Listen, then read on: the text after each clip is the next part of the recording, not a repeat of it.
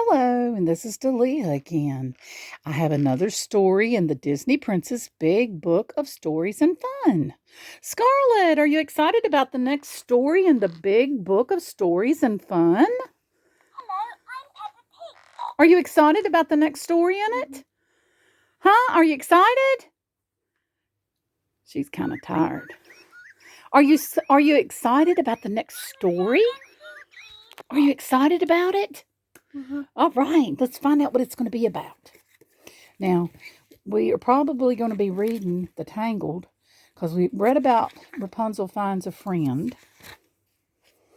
So let's find out after she finds the friend, and she made the little chameleon as her friend. Wasn't that sweet when she made him a friend? Yay. See, he became her friend. Okay, so this one is called Tangled. Max Needs Sleep. You ready? You remember who Max is? Do you remember who Max is? All right, we're going to find out. Let's see who Max is. Tangled. Max needs sleep. It was a beautiful morning in Corona. Flynn and Rapunzel were taking a walk through the village when they saw their friend Max. Is it just me, or does Max look strange? Flynn asked Rapunzel. Rapunzel studied Max. He had dark circles under his eyes, and his normally neat mane was messy. You're right, she said. He looks like he hasn't slept in weeks. So Max is a horse. See the horsey? That's who Max is. Flynn and Rapunzel found Max's second in command and asked him what was wrong with their friend. The captain has been so worried about doing so good a job, the guard said, that he hasn't been sleeping. No matter how many guards we put on duty, he insists that he needs to stay on patrol. Rapunzel was worried.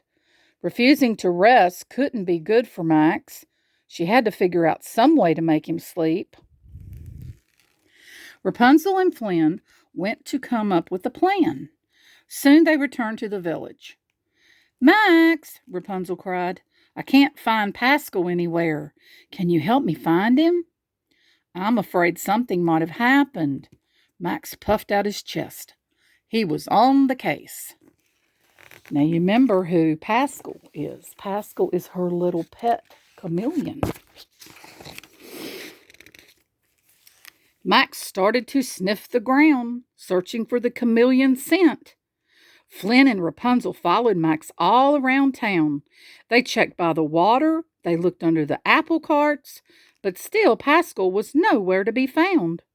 Finally, as they turned toward the stables, Max caught the chameleon's scent. The friends burst through the stable door, eager to rescue Pascal.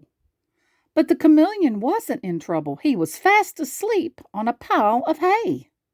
You found him! Great job, Max, Rapunzel said. Say, Max, old buddy, Flynn said, since we're here in the stables with this nice pile of hay, why don't you just stay and take a nap?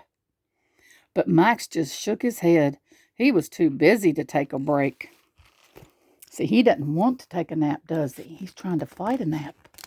Is that horsey not wanting to take a nap, is he? He don't want a nap. Rapunzel and Flynn looked at each other disappointed. They had hoped that by tricking Max into following them to the stables, they could convince him to rest. But it looked like they were going to need another plan. Max, Flynn cried a little later, all the apples have been stolen from the orchard. Max knew he had to do something. He couldn't let a thief get away on his watch. He raced toward the apple orchard, his friends close behind. Together the team searched the orchards for clues about the missing apples. Soon Max spotted some footprints. He and his friends followed them back to the palace and into the kitchen. Where do you think those apples went? Where they found piping hot apple pie.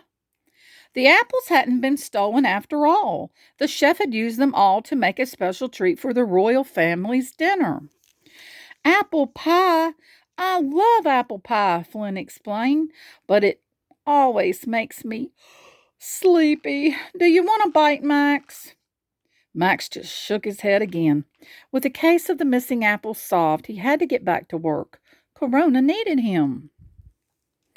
Maybe we can tire him out enough that he has to sleep, Rapunzel suggested. We just need to make him run around for a while. Suddenly she had an idea. We have to get to the Snuggly Duckling, Rapunzel told Max. The pub thugs are in trouble.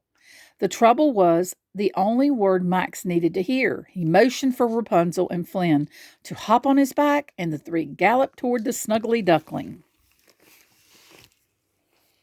See, if he thinks there's trouble, he's going to go find out what it is. But they're just trying to get him to take a nap. Max burst into the Snuggly Duckling. He scanned the tavern looking for the troublemakers, but everyone was gathered around the piano singing and laughing. Max looked at Rapunzel and Flynn confused. No one was in trouble. With a sigh, he turned to leave. Wait, Max, Rapunzel said. We're sorry we lied to you. We were just worried. The truth is, we've been trying all day to make you rest. We were just trying to help, Flynn added. You do need a break, Max, Rapunzel said. Can't you just stay for one song? Aw, look. You think you'll stay for one song? Max was touched that his friends cared enough to spend the day trying to help him. With a whiny, he agreed. One song couldn't hurt. Rapunzel grinned and whispered something in Hook Hand's ear. He nodded, then he began to play a quiet, peaceful lullaby on the piano. As Rapunzel sang along, she noticed Max swaying to the music. Slowly, his eyes began to close. Soon Max was fast asleep. She got him to sleep by her singing. Flynn put a blanket over Max, and Rapunzel motioned for everyone to quickly leave the Snuggly Duckling. As the thugs quietly closed the door behind them, Rapunzel gave Flynn a hug.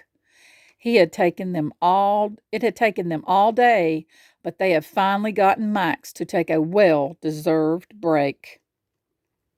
Yay! So the horsey finally took a nap, didn't he? Did he finally take a nappy time? Do you think he deserved a nappy time? Because he's a hard-working horse? Was he a hard-working horse and he needed a nap? You think he was? Yay! Yeah, so tomorrow we start on Cinderella. You excited? Cinderella's tomorrow. All right. And this was the Big Book of Stories and Fun. I hope you all liked it, and there will be more coming soon. I hope you all have a wonderful day. Take care.